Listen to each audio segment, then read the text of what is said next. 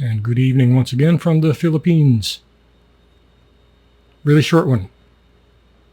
We got punked. The last one or two episodes we got mostly punked, and I don't like it. So hopefully this one's better. Palawan, Philippines, looking for aliens. Summer 2001 times evening. Daniel, Carter, and several other witnesses were hiking in a thick jungle area. If you don't know what Palawan is, it's one of the world's classiest beaches. It's worth going to. Palawan, Philippines. Hiking in a thick jungle area and had taken a little rest in a clearing. Soon they began hearing strange grunts. At first they thought it was a wild boar, but the grunts became high-pitched, almost like a long, soft scream. That's ominous, but it's also interesting because I used to be a logger, and one time I was the foreman, I was the last one out of the woods, and I heard something like that was quite disturbing. And I've searched thousands of audio tapes of animal sounds. I've never found anything exactly like it. Okay.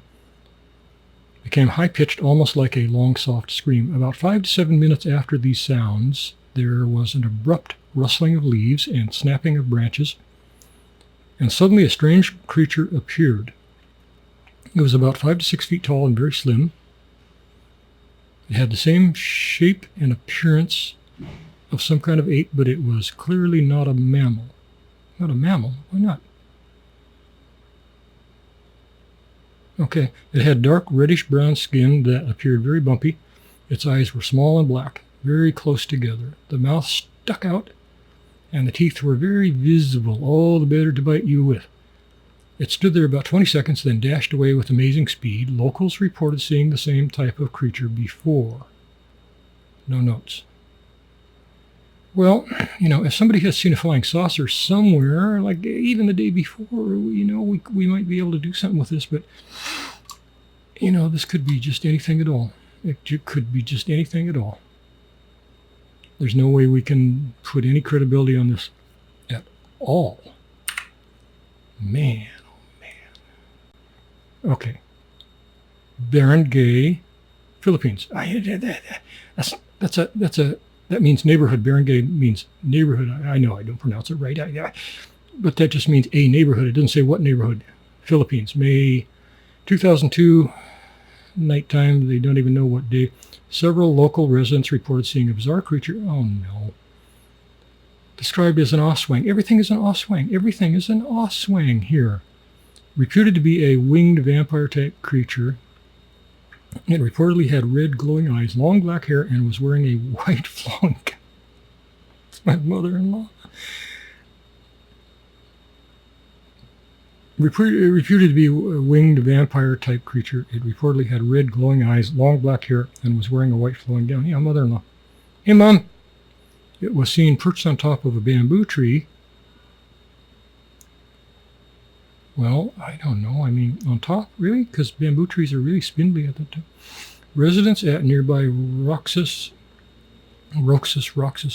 reported seeing a similar creature. The police was called, but a search failed to locate anything. No notes. And once again, we got no aliens. Oh, man. Philippines got the worst alien reports of any place on Earth. It's just terrible. Iloilo. I don't pronounce that either. I pronounce it badly. I'm sorry. Philippines, January 16th, 2004. Early afternoon at the Rizal Elementary School, grade 4 faculty advisor Hermie Orieno asked her students to clean the grounds. Oh, God. You do that in the U.S., parents are going to sue you. They're going to sue you. They're brave here. As the students cleaned around an acacia, some of them saw two dwarves in green and blue clothes. Dwarves. Aliens? Okay, near the trunk of the tree. Okay, later, other students also saw dwarves in nearby shrubs. Okay, we see this whole dwarf thing in Malaysia a lot. Malaysia is teeming with little teeny tiny dwarf-like beings. It's unusual kind of to hear about them outside of Malaysia, but they are reported. And once one group of kids sees one or claims that they see one, then it spreads like wildfire. And groups, in some of the hood, they see it too. And then some of the kids see it too. It's like Spring-Heeled Jack, he just pops up here and there and everywhere. Okay, the dwarves talked to the children and said their names were Windy and Windle. Oh, that's fitting. They asked the children not to hurt them because they didn't mean them harm. Okay, once again, we got aliens here, or we just got some stupid shit? In fact, they helped the children clean the place. As other children, like Divine Grace Castillo, 9, Myrna Salaver, 9, Charmaine Claren, 10, and Sandy approached. They also saw the dwarves. Okay. Well, you got a lot of witnesses, so polygraph the little turcozoids. Polygraph them. Polygraph them. Sandy even gave them a biscuit, which the dwarves ate. The children saw the biscuit become smaller as the dwarves ate. Well, yeah, that kind of sort of would follow, wouldn't it? What? Then along came another student, Kent Gray, 10, who couldn't see the dwarves. Here we go. Now we're getting to the protein. Kent couldn't see them because they didn't freaking exist. He was angry that the others could see them, but he could not. In his frustration, he got a stick, asked the girls where the dwarves were. He started hitting the ground with the stick. Oh, little asshole. Accidentally hitting one of the dwarves, breaking his leg. Oh, God. This is where I live, people. This stuff is not unusual. I've been out with Filipinos on quests and doing things where these kinds of things were reported. Kind of, sort of. I should get video of that stuff. Okay. Oh, God. Okay, he broke his leg. He broke the little bastard's leg. Okay, he's invisible because he's not real, but he's got a broken leg. When the other children saw what happened to the dwarf, they reported it to Ms. Orieno. She rushed out but could not see the dwarf either because he doesn't exist. Then one of the girls pointed out a leaf that was moving while the others around it remained still and told her teacher that the dwarves were by that leaf. Hell. In the meantime, Kent was taken by his parents to a local, I don't know how to pronounce that either, albulario. I screwed it up. Sorry.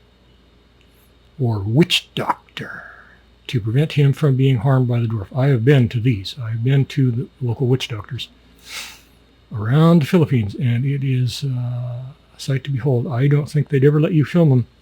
You'd have to go in with a secret camera. Shocking stuff. Shocking exorcism level stuff. I've been with girls who took babies to the witch doctors because they couldn't afford the hospital. Shocking, scary. I don't even want to talk about it. No, I'm sorry. Disturbing shit goes on with these witch doctors.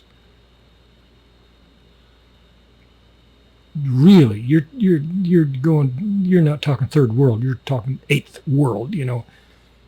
Oh crap. Anyway, and they're still used today. They're still used pretty often. Pretty often. Okay, so in the meantime, Kent was taken by his parents to a local witch doctor to prevent him from being harmed by the dwarf. Okay, as if the witch doctor has any power. According to Ms. Orieno, almost half of her class saw the dwarves. Okay. That's about typical of mass hysteria case. Okay, some students in another section also did. Okay. You sit them down, you put them in, you separate them, you tell each one of them You give them colored pencils, and you tell each one of them to draw what they saw. Each one's going to be vastly different. Okay. The dwarfs are described as wearing pointed hats and colorful clothes of blue, green, and red. The children also saw a mother dwarf with the male child. Normally, I just stop about now, but she wore a red dress. I want to get through this. According to Sandy, who seemed to be the one who saw the creatures most clearly, Sandy, the most schizophrenic. There were at first only 2 dwarves. After Kent hit one of them and it fell to the ground, others came out of hiding and surrounded the victim. The head dwarf, who had a long beard and wore black clothes, was very angry. Where the hell is the end of this? Ms. Oriano, although she could not see anything, apologized to the dwarfs for what happened and asked them not to retaliate because Kent could not see them. Charmaine, who saw what happened, cried when she saw the other dwarves crying. The dwarves told the girls not to tell others that they saw them. They didn't explain why. Other children, especially the boys, said they also saw what appeared to be angels. Oh, God, it just gets worse and worse. People. Deep breath, deep breath. Count to 5. Other children, especially the boys, said they also saw what appeared to be angels coming down from the sky. They described the creatures as beautiful with wings and very curly hair reaching down to their shoulders. The angels were naked. Come on now. The angels were naked except for a piece of cloth covering their hips down. They said nothing to the children, who estimated their size to be 3 feet. And there's no notes. Thank you, Lord Jesus, for that. Okay, I'm not going to go back through this and try to interpret any of it. It's just bullpucky.